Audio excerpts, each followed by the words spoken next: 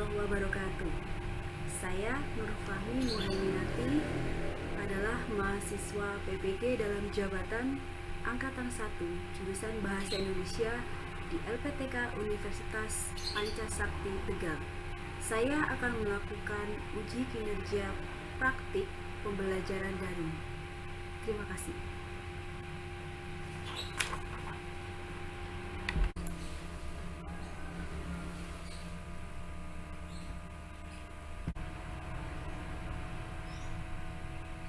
Assalamualaikum warahmatullahi wabarakatuh. Waalaikumsalam warahmatullahi wabarakatuh.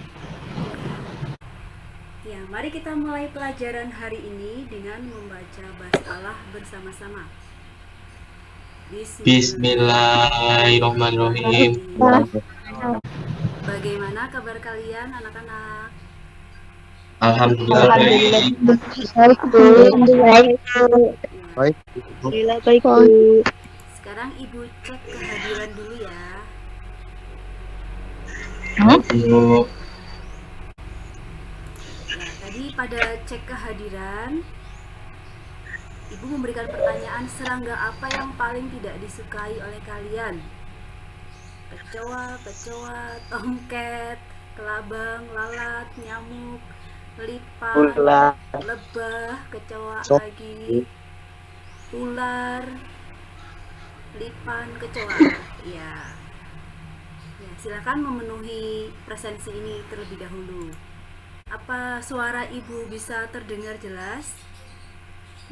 Bisa, Bu. Ya, apa kalian sudah menyiapkan alat tulis? Sudah, Bu.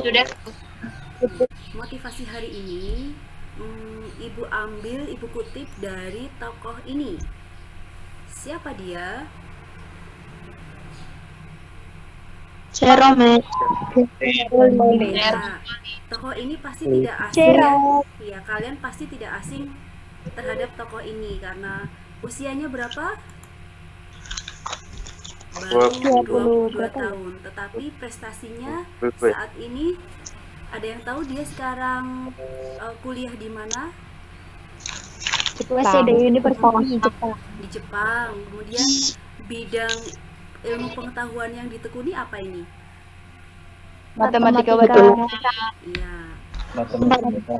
Untuk mencapai titik ini, si Mas Jerome ini pasti melakukan perjuangan yang sangat berat ya, yang keras, yang tidak pernah kita duga.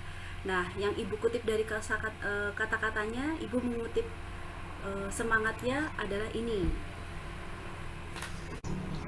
Terkadang di tengah jalan kita kehilangan motivasi. Saat seperti itu, coba lihat ke belakang. Kita bisa sadar betapa jauhnya kita sudah melangkah, seberapa besar energi dan waktu yang sudah kita korbankan.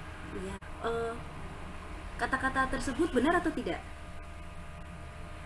Benar. Ya, begitulah motivasi hari ini. Semoga kalian bisa menerapkan semangat yang ditularkan oleh tokoh muda ini. Intinya adalah semangat. Punya Pengalaman membaca cerpen ya. Cerpen apa yang terakhir kalian baca? Ingat tidak? Riko Dicoro. Anak-anak, pada pertemuan sebelumnya kalian sudah menganalisis nilai-nilai sosial, religius, kebudayaan, dan ekonomi pada cerpen-cerpen. Nah, menganalisis nilai-nilai tersebut juga bagian dari telaah sastra yang dilanjutkan pada pertemuan hari ini. Anak-anak, kegiatan kita pada hari ini adalah ini, menganalisis unsur pembangun cerpen dalam buku kumpulan cerpen. Buku kumpulan cerpen itu disebut juga antologi ya. Lalu nanti juga kalian akan mengonstruksi sebuah cerpen, membuat cerpen dengan memperhatikan unsur-unsur pembangun cerpen. Nah, kemarin Ibu sudah memberikan bahan ajar ini, lalu juga cerpen yang mau dibahas untuk LKPD hari ini juga sudah Ibu bagikan ya, Riko Dicoro ya. Ya. Apakah sudah selesai membaca cerpennya? Sudah, Bu. Oh, sudah. Sudah. Ya, lembar mohon mic atau mikrofon yang sedang nyala jika tidak untuk berpendapat bisa dimatikan dulu ya. Ya, terima kasih. Kegiatan hari ini tadi kalian sudah Ibu beritahu bahwa kegiatan hari ini adalah menganalisis unsur pembangun cerita pendek, yaitu unsur intrinsik, dan membangun cerita pendek.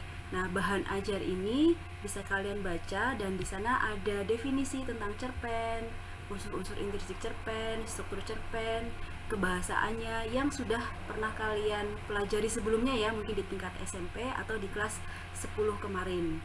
Nah, lalu lembar kerja peserta didik kali ini yang pertama kalian akan bekerja kelompok dan juga bekerja individu. Nah, pekerjaan kelompoknya adalah setelah membaca cerpen Rico de Coro, kalian dalam analisis karya sastra itu tidak ada yang salah ya. Yang terpenting adalah argumen kalian, alasan kalian dalam menunjukkan analisis tersebut.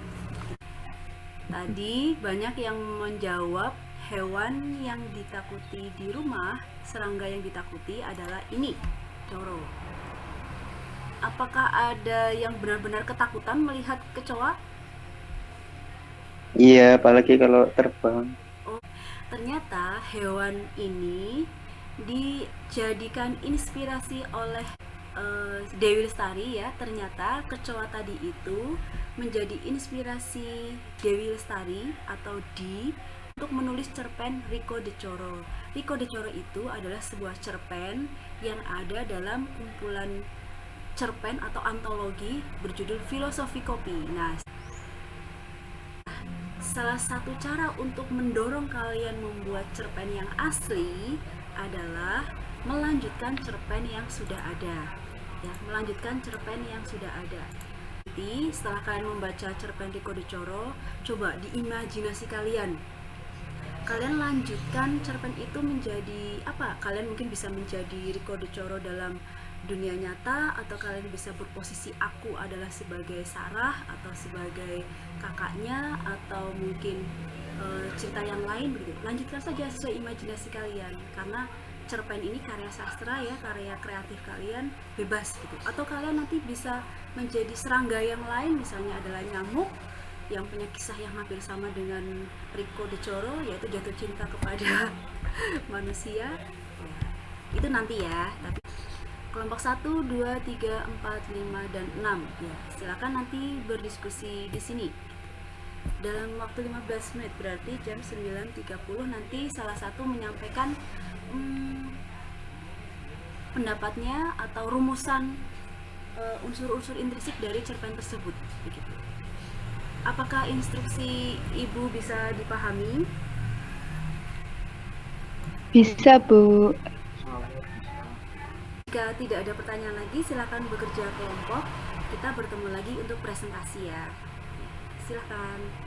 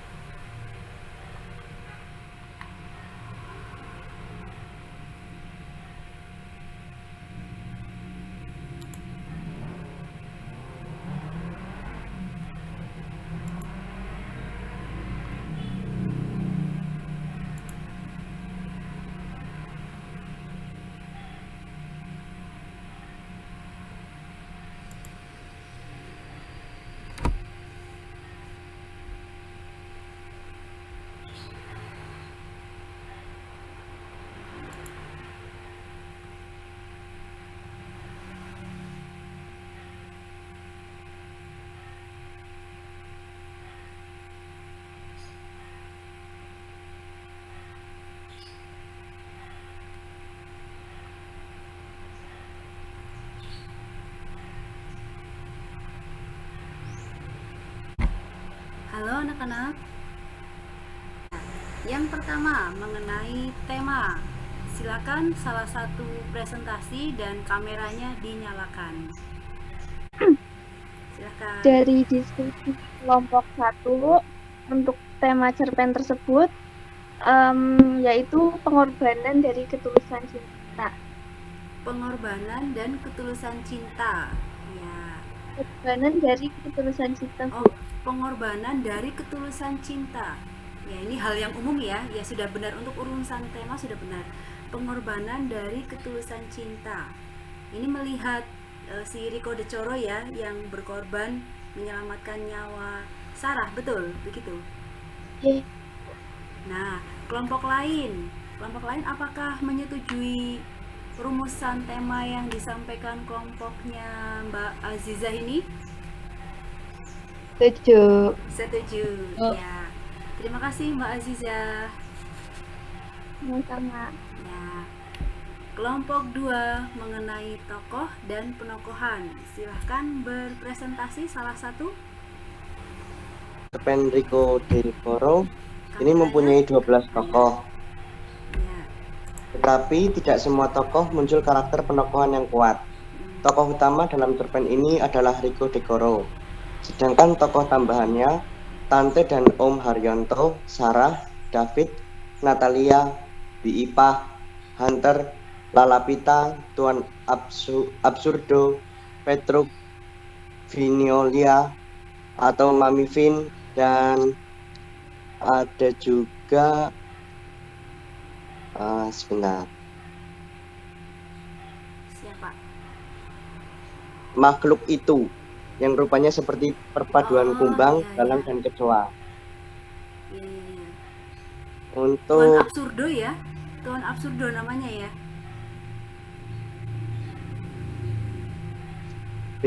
oh Bukan. Iya kan namanya Tuan Absurdo ya? iya Iya, yang dibawa oleh kakaknya Sarah. Namanya siapa kakaknya Sarah? Kakaknya Sarah siapa? Natali ya? iya Iya. Natali. Kali. Nah, dalam menyebutkan, karena ada banyak sekali tokoh di cerpen tersebut, kalian bisa menyebutkan dari yang paling jadi fokus utama cerpen, yaitu si Rico de Coro ya, bukan Rico de Coro, Rico de Coro. Ya. Si Rico Rico de itu Coro. lalu karakternya bagaimana, lalu ada tokoh lagi yang memang berpengaruh di situ yang jadi fokus adalah Sarah. Kemudian mereka tidak akan ada kalau tidak ada Tuan Hunter ayahnya si Rico ya, ini juga tokoh yang penting. Kemudian ada Petruk, kemudian sekarang keluarganya Sarah, ada Natali, ada kakak laki-lakinya namanya siapa? Kakak laki-lakinya Sarah? David. Ya, David. Nah, karakter tokoh-tokohnya bagaimana? Untuk karakter tokoh Rico de Coro rendah diri, sama sederhana. Sederhana ya. Lalu tokoh Sarah? Tokoh Sarah Ya, mikrofon yang lain tolong dimatikan dulu. FN ini adalah Mbak Fatika, dimatikan dulu ya. untuk kembali. tokoh Sarah dia lugu dan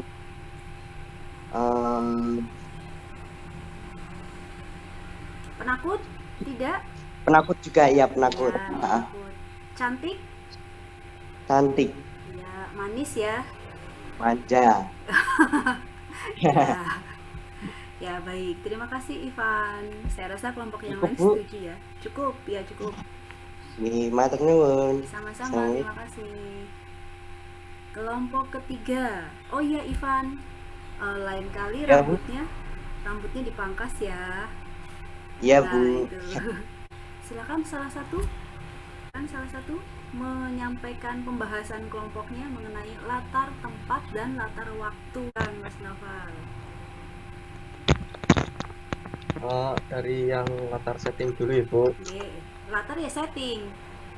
Oh iya, maaf, yang latar tempat. Baik, ya silahkan.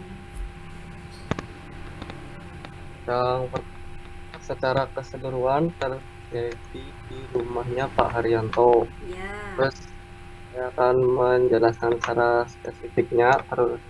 Pertama ada di lemari piring halaman 19. Bentar Ya. Bu, tak bacakan.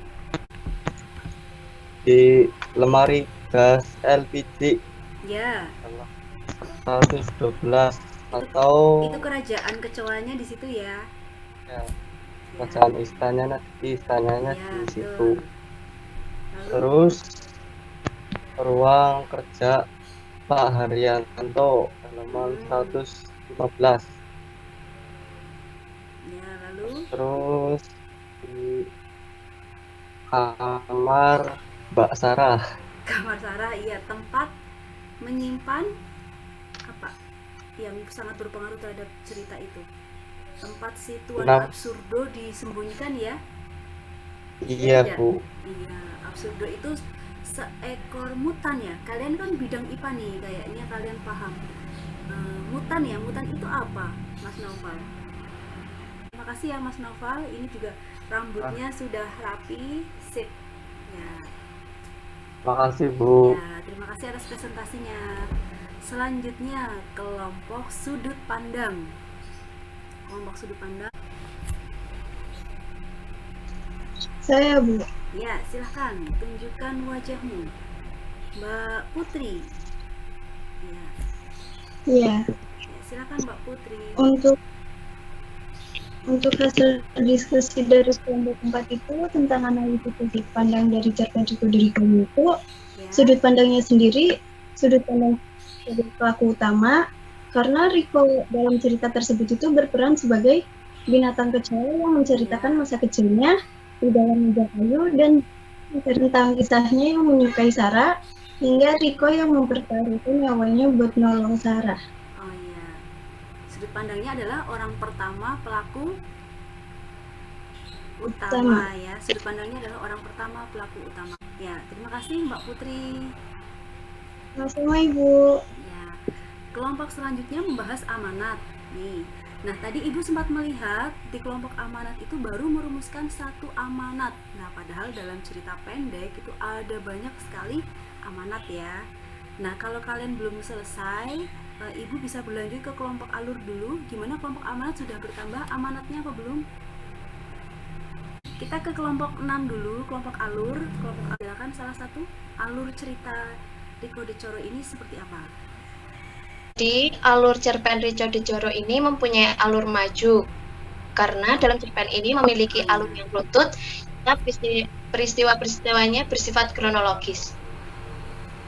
Ya, alurnya maju, peristiwa-peristiwanya juga kronologis ya. Tidak ada Iya. kejadian yang mundur ya, yang flashback tidak ada ya Mbak Bulan? Iya, tidak ada Bu. Tidak ada. Alurnya adalah maju atau disebut juga progresif ya. Kalian bisa mencatat alur progresif. Kalau alurnya mundur itu disebut alur regresif atau kilas balik atau flashback ya. Nah, tapi ada juga cerpen yang ada yang maju sebagian kemudian ceritanya mundur, itu namanya alur campuran gitu. Jadi ada alur progresif maju, alur regresif mundur, dan alur campuran. Ya, terima kasih Mbak Wulan. Terima kasih. Oke. Sama-sama Bu. Ya, kelompok amanat, ayo. Kelompok amanat, siapa yang mau presentasi? Amanat yang pertama, menurut kami, amanat yang pertama itu agar saling mencintai dan menyayangi sama makhluk ciptaan Tuhan, dan janganlah bersikap egois di dalam kehidupan ini. Ya, Terus ketiga amanat yang disampaikan oleh Mas Rosi ini, apakah bisa kita terapkan nih sebagai manusia atau masyarakat pada umumnya? Bisa tidak? Mencintai, Bisa, Bu. iya, bisa. Anak-anak, selanjutnya setelah kalian menganalisis unsur-unsur intrinsik cerpen Rico de Coro ini, kegiatan selanjutnya adalah menyusun cerpen ya, menyusun cerpen kelanjutan dari Rico de Coro. Nah, sekarang di imajinasi kalian punya ide apa nih? kalian punya ide apa untuk melanjutkan cerpen tersebut? Kan kalian ini tambahkan di sini, diklik di sini, tuliskan rancangan cerpen melanjutkan cerpen Riko De Coro ini. Kan menuliskan rancangan cerpen di tautanpatriot.com yang sudah ada di instruksi umum di Teams kalian. Silahkan.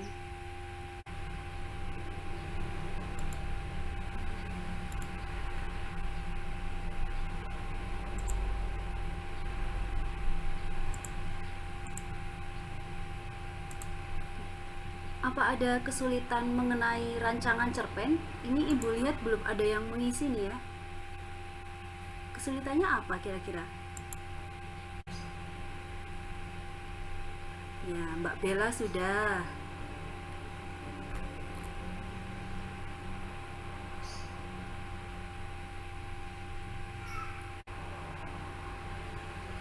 Halo anak-anak. Hai, Oke, sambil kalian menyelesaikan rancangan cerpen milik kalian, bagi yang belum, nah, Ibu akan menunjukkan rancangan cerpen yang telah dituangkan oleh teman-teman kalian di Patriot. Yuk, mari kita cermati. Kalau kalian mau berkomentar, mau mengkritik, boleh-boleh saja. Ya, di layar kalian apa sudah terlihat rancangan cerpen 11 MIPA C? sudah. Sudah. Ini yang paling awal Mbak Bulan ini ya.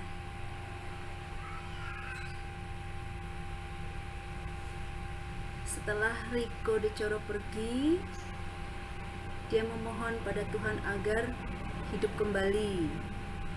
Tapi bukan jadi kecoa, melainkan jadi manusia.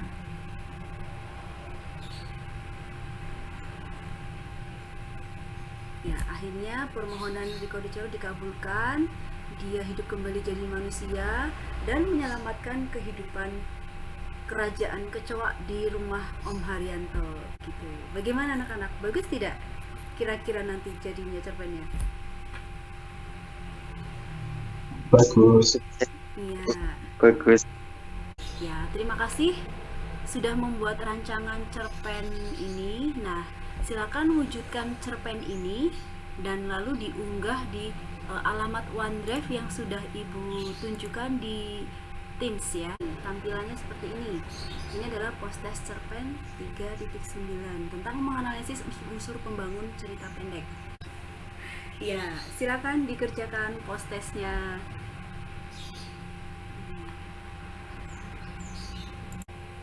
Halo anak-anak, waktu untuk mengerjakan post-test sudah habis ya. Ya, mari kita bahas post-test pada kegiatan pertemuan hari ini. Yang sudah mengerjakan ini dan nilai rata-ratanya adalah 88,6. Ya, bagus. Sudah semakin bertambah. Ya, kita bahas per soal. Yang pertama, soalnya adalah ini. Ya, jawabannya adalah analitik ya. Waktu pelajaran bahasa Indonesia sudah hampir habis ya. Menurut kalian manfaat kita menulis cerpen apa di masa depan? Jadi cerpen itu bisa bermanfaat untuk ya mengungkapkan perasaan, kemudian menyampaikan gagasan juga dalam bentuk karya sastra ya, yang karya fiksi. Apa yang bisa kita simpulkan dari pembelajaran hari ini mengenai unsur intrinsik cerpen? Silahkan yang mau menyebutkan unsur intrinsik cerpen tadi yang sudah kita bahas, apa saja unsur-unsurnya?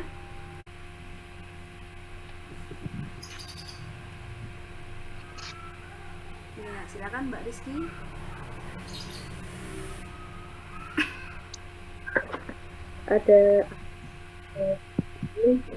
Ada tokoh dan penokohan, ada amanat, ada sudut pandang. Tokoh penokohan, amanat, sudut pandang, baru 3 ya. Yang disebutkan Mbak Rizky unsur intrinsiknya baru 3 nih. Ada lagi Mbak Rizky atau mungkin siswa yang lain yang mau berpendapat? Baru 3. Ada gaya bahasa. Gaya bahasa, ya ini yang belum kita bahas ya. Ya, apalagi? 4. Latar. Latar, ada lagi? tema, dan amanat ya.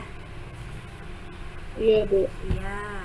Iya. Unsur intrinsik cerpen, Ibu ulangi ya, terima kasih Mbak Rizky.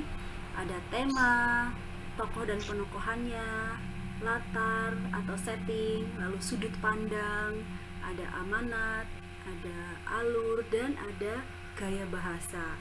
Membangun cerpen yang dari luar ya namanya unsur ekstrinsik ya. Ya, misalnya psikologi pengarang, kemudian latar belakang pendidikan pengarang, kemudian kondisi sosial politik saat itu, dan lain-lain. Ya, anak-anak, terima kasih telah mengikuti pelajaran hari ini. Ya, kalian harus tetap bersemangat ya untuk ikut pelajaran walaupun masih dalam PJJ ini. Jaga selalu kesehatannya. Kemudian di pertemuan mendatang, ini karena sudah di akhir semester, pertemuan mendatang kalian akan penilaian akhir semester ya. Untuk itu tetap belajar dan jaga kesehatan. Terima kasih ya sudah mengikuti pembelajaran jarak jauh ya. Sampai jumpa lagi di pertemuan selanjutnya. Assalamualaikum. Oh iya, sebelumnya kita tutup pertemuan ini dengan membaca hamdalah bersama-sama. Alhamdulillahirrahmanirrahim. Assalamualaikum warahmatullahi wabarakatuh. Waalaikumsalam warahmatullahi wabarakatuh. Sampai jumpa pada pertemuan selanjutnya.